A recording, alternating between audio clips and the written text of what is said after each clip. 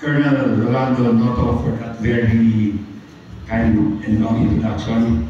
Of course, I'd like to acknowledge the presence here of the important people on stage.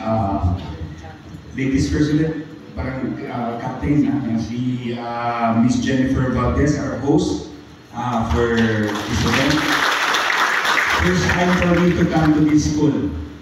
And it's a very nice auditorium, and hopefully it's not the first time I will come here again as this training proceeds.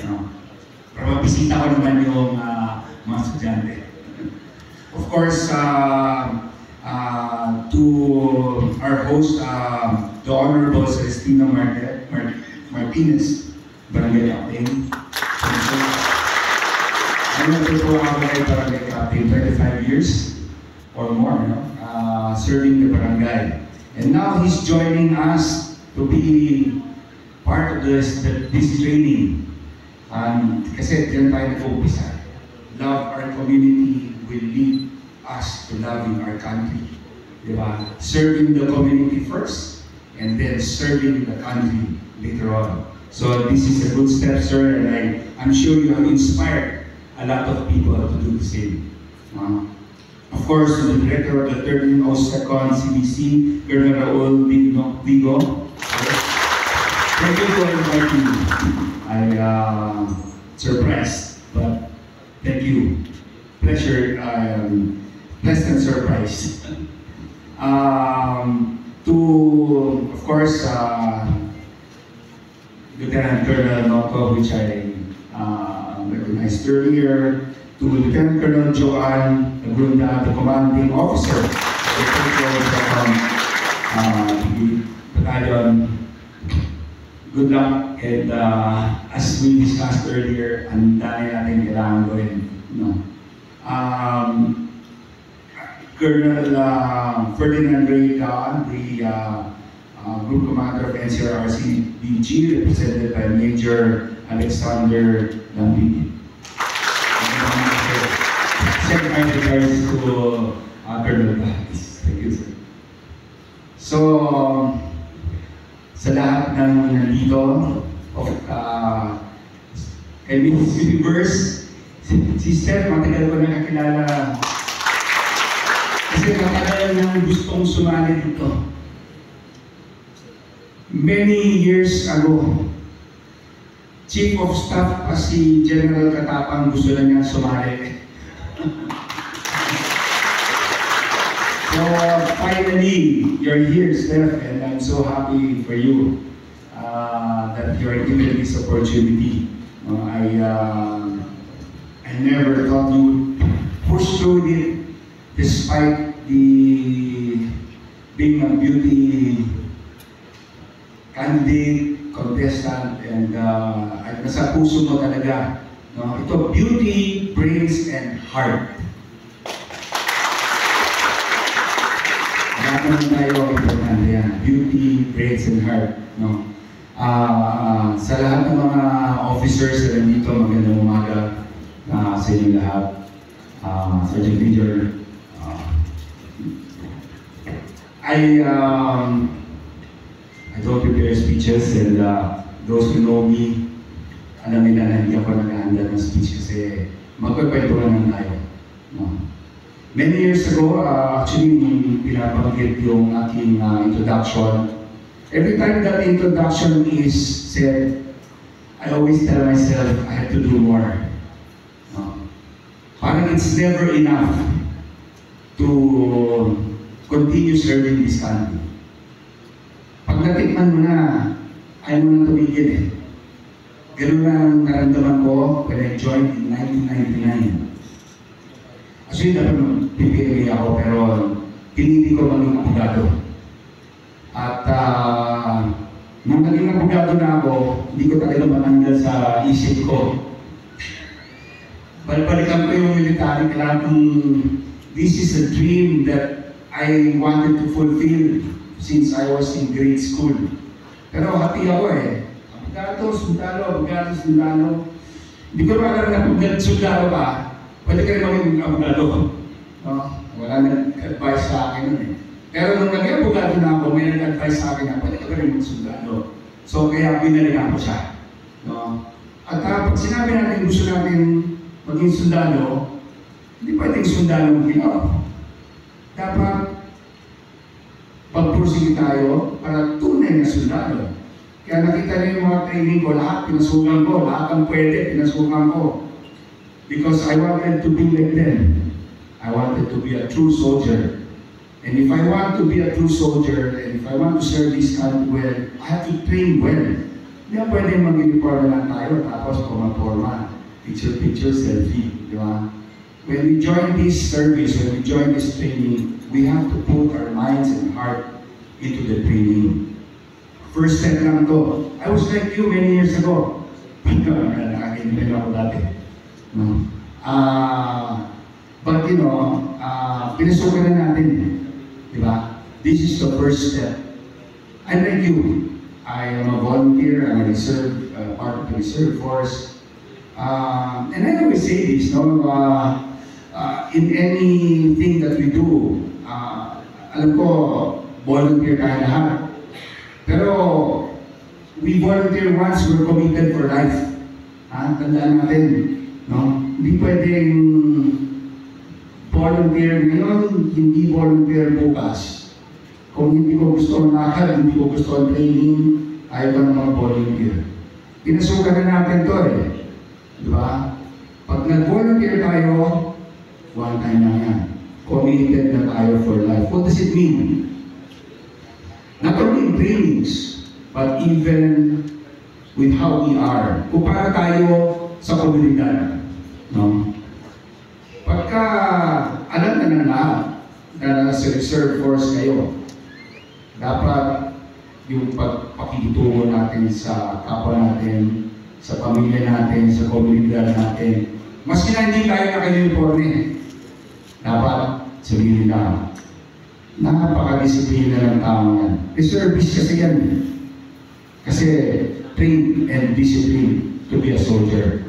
So maski na hindi naka-uniforme, dapat maging example tayo sa komunidad. Let us lead by example. No? Ito mahirap sa pag-volunteer. Dapat lahat tayo lead by example. Kasi siyempre pagka nakita tayo ng mga ibang tao, alam nila na hindi tayo, we're volunteers na, hindi tayo sinusuladuhan dito. Pero nakikita nila, it's not only how we are, but who we are. Di ba? Paano yung ating pagkatao. Yan ang importante. No? At this training will train us to be better citizens. Kasi it will not only train you physically, it will not only train you emotionally, mentally, but it will train your heart. You will not, we hope that you will love this country more. Diba? Dami na nangyayari sa mundo. Dami na nangyayari sa ating bayan. Dapat patandaan natin. Because pag hindi tayo disiplina, hindi tayo paniniwalaan ng mga ibang tao. Diba? Kung nagkaroon na ng kailangan, kalamidad, na kailangan natin tumulong, baka hindi tayo paniwalaan kung hindi tayo well-trained and well-disciplined. Itong first step natin, ang challenge dito is una-una, attendance sa training. Huwag lang kayo mag-train, kasi ganoon na ako, no? OA ako, OA. Sabi ng misis ko, OA ka kasi. Lahat, ginagawa mo, overacting ka. Pero, dahil mahal ko itong ginagawa ko, naging passion ko na to eh. Actually, when I joined the reserve force, parang full-time job ko na to. Dami kong ginagawa, gado, o ano-ano. Pero, parang naging full-time job ko na to. Hindi ako nag-absent unless nasa abroad ako or nasa hospital ako. But I always make it a point that every Saturday, pupunta ako sa kampo, maski na mag-isa lang ako, nandun, okay lang. Kasi I keep myself busy. Itong training na to, first step, pag nag-training tayo, make sure that you give it all you have. Sayang naman pag hindi. Pag umuwi kayong wala kayong natutunan, sayang. Pag umuwi kayong hindi pagod, sayang. Siyempre pag uwi nyo, gusto nyo sabihin, anak, I have 2 daughters. Wala akong buhay. So anyway, yung 2 daughters ko lagi kong pinagkwentuhan yan. This is what I did today, this is what I learned today. Sabi na, okay na. Okay lang. Di ba? Because at the end of the day, alam ko, natutuwa sila and they're proud of what they do. Di ba? Minsan, narinig ko, nagkwentuhan sila. Proud pala yung mga sa akin. Di ba? But what's important is what we do, right? When we do a training, this is just the first one, there will be more. Give it all you have. No? Talagang lagyan nyo ng panahon, lagyan nyo ng effort yan. Not only physically, but mentally. Kasi later on, you'll be saving lives. Baka may calamity, kailangan nyo tumulong, pag hindi kayo train, damay kayo dyan. Di ba? So dapat train yourself to be able to serve well. Okay? Ngayon, pag nagkaroon ng, sana hindi mangyari, pag nagkaroon na tayo ng conflict with other countries, di ba?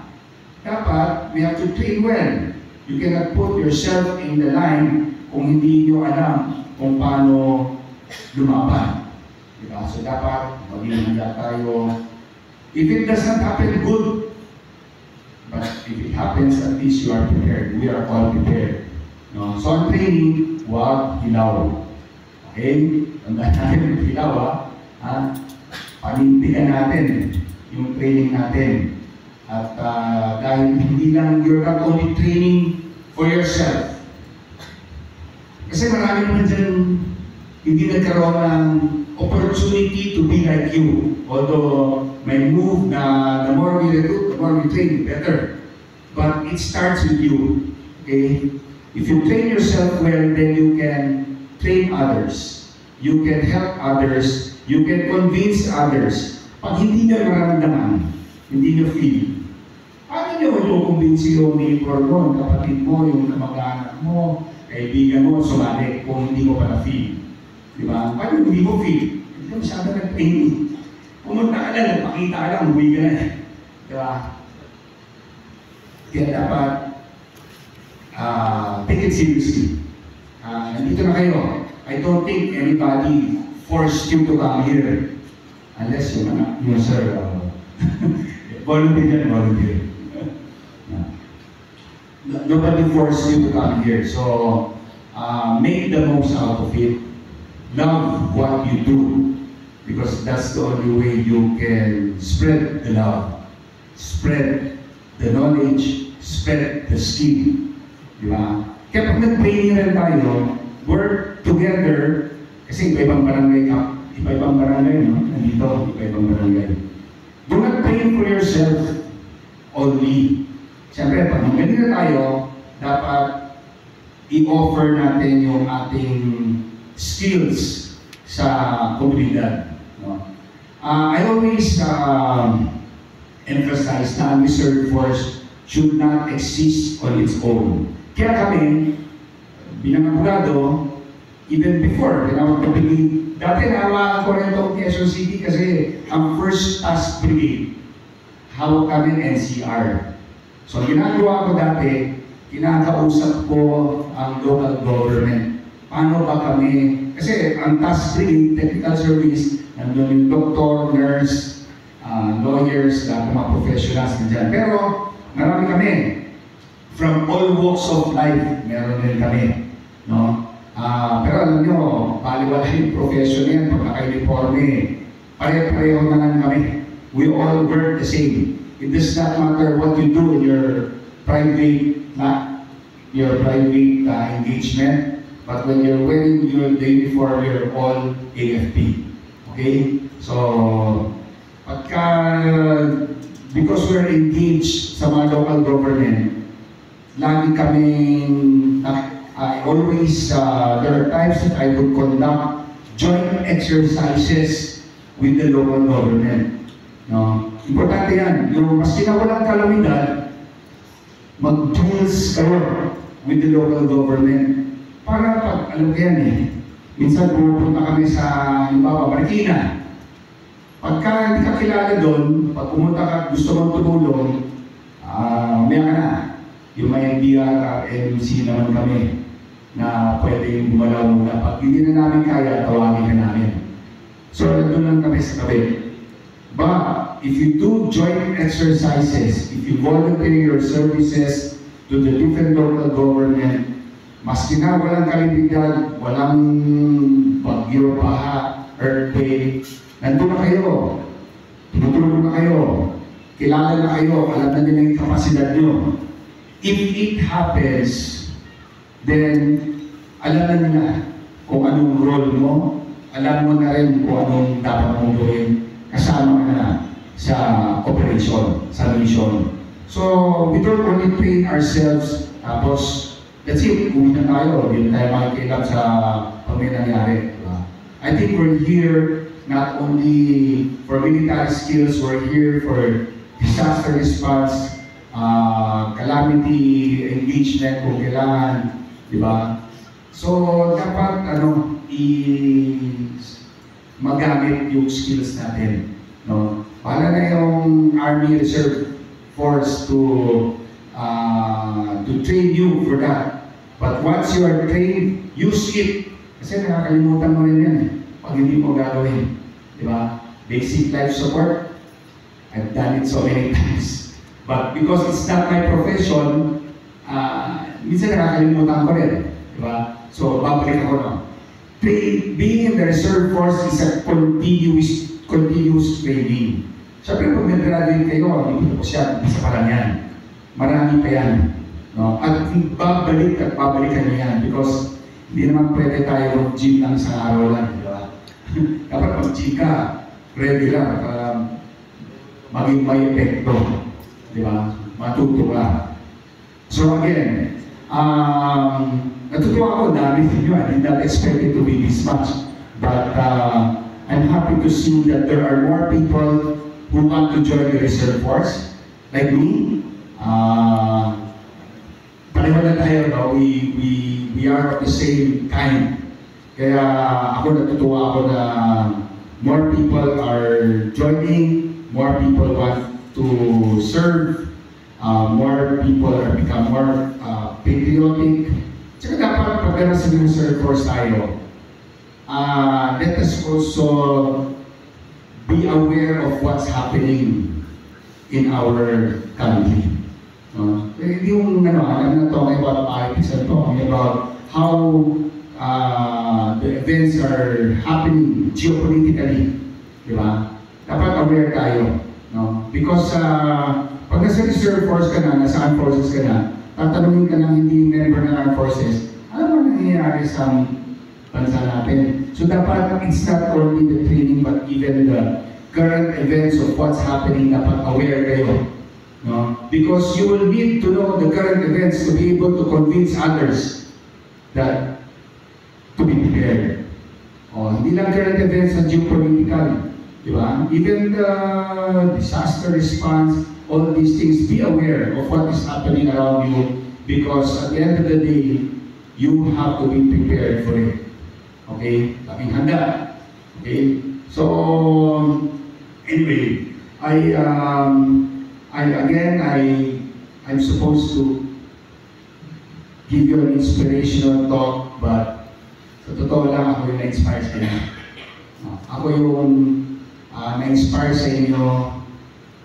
Kayo ang nag-inspire sa akin because I'm here in front of you talking. Kasi parang sinasabi ko sa inyo, tama para ito ginagawa ko. At dahil nakikita ko kayo at maraming gusto magsilbi sa bayan, I should do more. Even as a lawyer, I should make sure that everything is smooth, everything is legal, everything is followed. That I will do more for the armed forces because the armed forces will have to be prepared to train you, to absorb you, and to have you with them. No? So I thank you for being here, for your volunteerism, and I wish you all the luck on your first step of this training. Tuloy-tuloy ito, ha? Tuloy-tuloy ito. And again, be good samples, be good example, leaders in your community. Magandang umaga, maraming salamat. Thank you, sir.